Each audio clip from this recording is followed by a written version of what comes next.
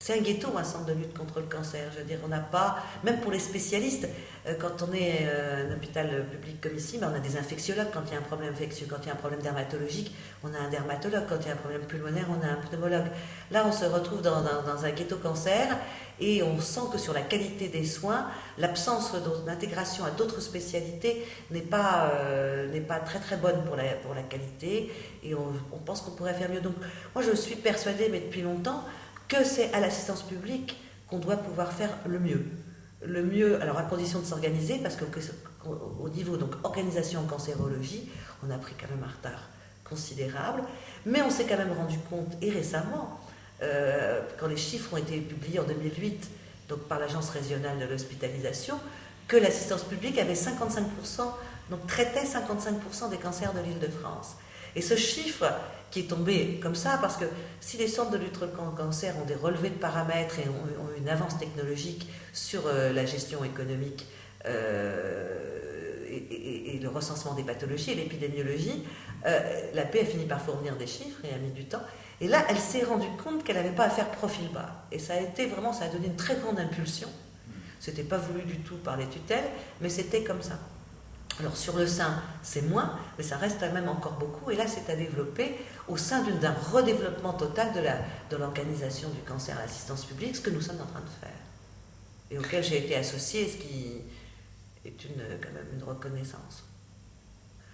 Mais je passe au cancer du sein, je mets du temps. Je faisais de la chirurgie hépatobiliaire dans des très très bonnes maisons. Je trouvais ça extrêmement intéressant.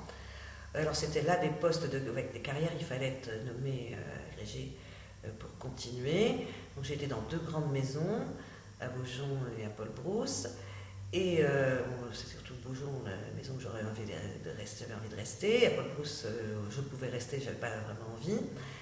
Et j'ai été, donc après, il n'y avait pas beaucoup de postes à l'époque, il y avait très peu de postes de chef de clinique. Et donc je suis revenue à Saint-Louis, parce que c'était là que j'avais un poste. Et j'étais assez triste de revenir ici. Il n'y avait pas une chirurgie du niveau que j'avais connu et du niveau à laquelle j'aspirais sur le plan de la recherche, sur le plan de la difficulté, sur le plan de la rareté des maladies, sur tout ce plan. Et donc, je suis arrivée à Saint-Louis, j'ai fait de la chirurgie générale, et ça m'a ennuyée. Mais à Saint-Louis, donc, il y avait des cancérologues. D'abord, j'ai rencontré en particulier Michel Marty, qui venait voir des patients dans le service de chirurgie. Et il avait une façon de faire, une technique de faire quelque chose qui a fait que je lui ai demandé de le suivre. Et j'avais du tout aucune intention de faire du sein. Et puis dans cet hôpital, alors dans ces années-là, se développait le sein. Et Michel Boiron avait créé un centre des maladies du sein. Les chirurgiens, donc tout le monde avait accepté, il y avait un consensus de l'hôpital, chacun avait donné des vacations sur son service pour que cette chose tout à fait unique à l'assistance publique qui existait dans les centres de lutte contre le cancer, mais pas du tout à l'assistance publique, pour que ça ait lieu. Donc, mais les chirurgiens donc, opéraient les seins dans des programmes, c'était pas une chirurgie noble du tout, ils le faisaient, ils rendaient le service, ils faisaient la prestation et c'était déjà beaucoup. Et moi je voulais vraiment fortement, uniquement, mon objectif était de rester à l'hôpital public et surtout à l'assistance publique. J'avais un peu tâté de l'hôpital général, qui n'était pas l'endroit où je voulais rester.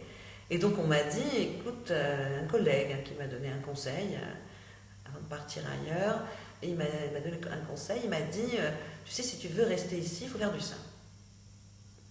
Et puis en même temps, donc, la chirurgie ici n'étant pas du niveau de pathologie, moi j'avais appris donc, les pathologies et les voies biliaires, l'hypertension portale. Donc ici, c'est une chirurgie qui demande, c'est devenu très spécialisé, ça l'était déjà.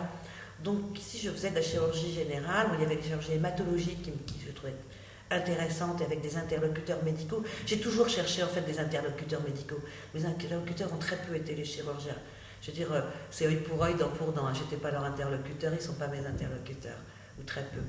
Donc, les interlocuteurs médecins. Et en fait, c'est par ça que j'ai été séduite par la cancérologie ou l'hématologie, ici, parce que les interlocuteurs, j'avais plus d'interlocuteurs en chirurgie en digestif.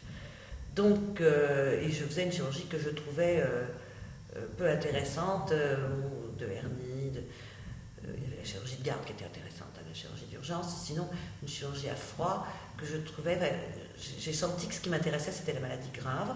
J'ai senti d'autant qu'à ce moment-là, en plus, c'était vers 83-85, a émergé le sida. Et là, je me suis retrouvée impliquée, alors qu'il y a très peu de chirurgiens, je dois être à peu près une des seules, une des rares en tout cas, à m'être impliquée dans le sida parce que j'avais des copains médecins avec le Bernard ou ici même qui s'occupaient du sida. Et je me suis beaucoup investie dans cette maladie qu'au départ on opérait beaucoup parce qu'on savait pas, on débutait, les scanners débutaient, donc on ne savait pas bien ce qui se passait à l'intérieur.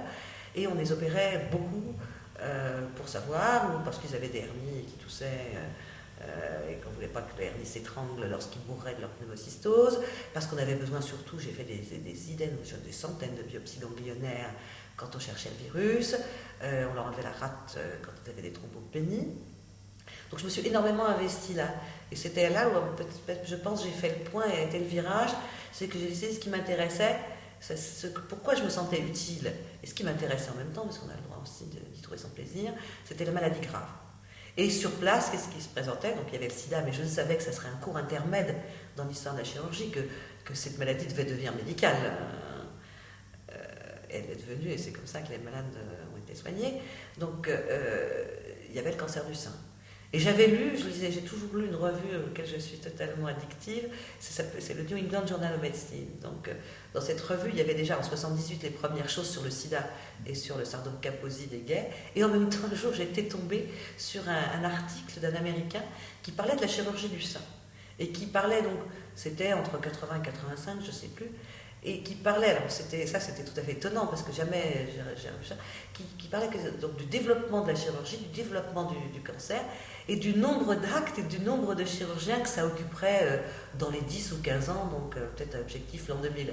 Personne n'avait écrit là-dessus, je ne me souviens plus, j'ai même pas gardé la tête le nom de l'auteur, et puisque tout le monde autour de moi me disait à l'hôpital fais ça, ça ne m'intéressait pas du tout, j'avais raté l'internat sur cancer du sein, en question de chirurgie, ça ne m'intéressait pas. Et là, ça a commencé à me faire réfléchir. Et puis, il y avait un besoin, j'ai rempli ce besoin, et là, j'ai vraiment trouvé l'épanouissement, l'intérêt, l'épanouissement, tout à fait. Dans là aussi le côté médical, en fait, plus que chirurgical. Et dans l'ensemble de la prise en charge. C'est une maladie, si on s'y intéresse, il ne faut pas être chirurgien prestataire de service. Il faut connaître la cancérologie, il faut connaître un petit peu, pas vraiment, enfin, l'endocrinologie, il faut connaître l'hormonothérapie, il faut connaître les femmes, il faut connaître le social des femmes, il faut connaître la psychologie, il faut connaître tout l'environnement des femmes, d'où mon engagement à la fois médical, associatif, à l'espace éthique. Donc sur la réflexion à partir de ça, c'est une énorme globalité sur l'information du patient, la formation des gens, c'est un problème. Et là, je me retrouve en fait dans un problème politique et féministe qui revient, je reviens au départ. Là, peut-être que je faisais erreur, peut-être qu'heureusement, j'ai pas pu, ça ne s'est pas fait le foie et les voies biliaires, parce que la transplantation d'ailleurs est un sujet qui ne m'intéresse pas du tout. Donc j'aurais été confrontée à ça. Et je dirais heureusement, parce que c'est une spécialité qui m'a permis donc politiquement et en tant que féministe, donc de